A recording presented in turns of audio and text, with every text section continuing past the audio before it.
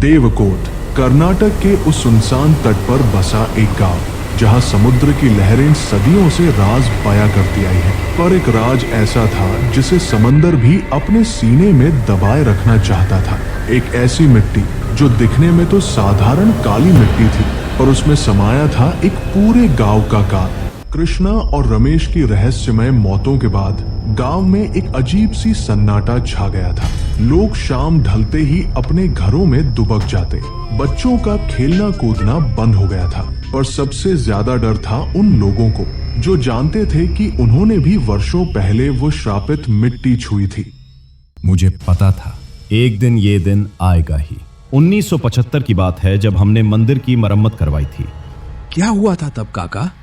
पुजारी ने मना किया था, कहा था कि पीछे वाले हिस्से की मिट्टी मत छूना, पर ठेकेदार ने माना नहीं। 3 मजदूर उस मिट्टी से दीवार लीप रहे थे और अगले 3 दिनों में तीनों की मौत हो गई, उसी तरह काले हाथ के निशानों के साथ। भीड़ में सन्नाटा छा गया। तभी एक और बुजुर्ग महिला आगे आई। मैंने भी देखा था उसे 1962 में। मैं तब 9 साल की थी। रात का समय था। मैंने खिड़की से देखा। मंदिर के पिछवाड़े से एक काली साड़ी पहने औरत निकल रही थी। उसके हाथ मिट्टी के थे, पूरे काले। युवा सरपंच विजयराव ने ये सब सुना और उसका तर्कशील मन भी अब संदेह से भरने लगा था। वह सीधे मंदिर की ओर चल पड़ा, जहां पुजारी शंकर भट्ट शिवलिंग पर जल चढ़ा रहे थे। पुजारी जी, मुझे सच बताइए, क्या ये सच में कोई श्राप है या फिर इसके पीछे कोई और सच्चाई है? विजय, कभी कभी सच्चाई उतनी ही डरावनी होती है जितना कोई श्राप। तुम जानना चाहते हो? चलो मैं तुम्हें दिखाता हूँ। पुजारी ने विजयराव को मंदिर के गर्भगृह के पीछे ले जाया, जहाँ एक छोटा सा लकड़ी का दरवाजा था। दरवाजे पर जंग लगी ताला लगा हुआ था। ये दरवाजा पिछले 50 सालों से नहीं खुला है। मेरे पिता ने इसे बंद किया था। इसमें क्या है? इतिहास और सबूत। पुजारी ने अपने चोला के अंदर से एक पुरानी चाबी निकाली और ताला खोला। दरवाजे के खुलते ही धूल और सड़न की गंध ने दोनों को घेर लिया। अंदर एक छोटा कमरा था, जिसकी दीवारों पर पुराने कागज और चित्र लगे हुए थे। ये क्या है? 1922 के अखबार? हाँ, पढ़ो। विजयराव ने पीले पड़ चुके अखबार को पढ़ना शुरू किया। शीर्षक था, देवकोट गांव में 5 रहस्यमय मौतें, अंधविश्वास या कोई श्राप। अभी शवों पर काले हाथ के निशान पाए गए। स्थानीय लोग काली माटी के श्राप की बात कर रहे हैं। अब ये देखो। पुजारी ने दीवार से एक पुराना चित्र उतारा। ये एक पुरानी कालिसफेद तस्वीर थी, जिसमें एक युवक को कुएं के पास खड़े दिखाया गया था। ये मेरा चाचा था, रामनाथ। वो भी 1922 में मरा था। उसने कुएं से मिट्टी निकाली थी। पर यह सब साबित करता है कि ये कोई पुराना श्राप है। इसमें नया क्या है? वो देखो वहां। पुजारी ने एक लकड़ी के बक्से की ओर इशारा किया। विजयराव ने बक्सा खोला। उसमें पुरानी डायरिया और हस्तलिखित पन्ने थे। मिट्टी में पाए जाने वाले अजीब रासायनिक तत्व, कोई विषैला पदार्थ, संभवतः प्राकृतिक रूप से रेडियोधर्मी। मेरे दादाजी ने ये शोध करवाया था 1930 में। उन्होंने मद्रास से एक वैज्ञानिक बुलाया था। तो ये श्राप नहीं, कोई वैज्ञानिक कारण है? शायद, या शायद नहीं। वैज्ञानिक डॉक्टर मेनन भी 3 दिन बाद मर गए, काले हाथ के निशानों के साथ। तभी अचानक बाहर से चीख की आवाज आई। विजयराव और पुजारी तेजी से बाहर भागे। सरपंच साहब, जल्दी आइए, अंबादास का बेटा, वो भी।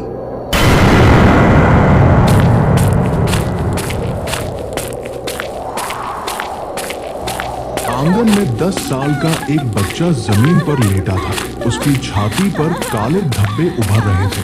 आंखें भय से फैली हुई थी। उसने कुछ नहीं किया, वो तो बस घर के सामने खेल रहा था। उसने तो वो मिट्टी छुई भी नहीं। उसने नहीं छुई तो फिर? पुजारी ने बच्चे के हाथ देखे, साफ थे।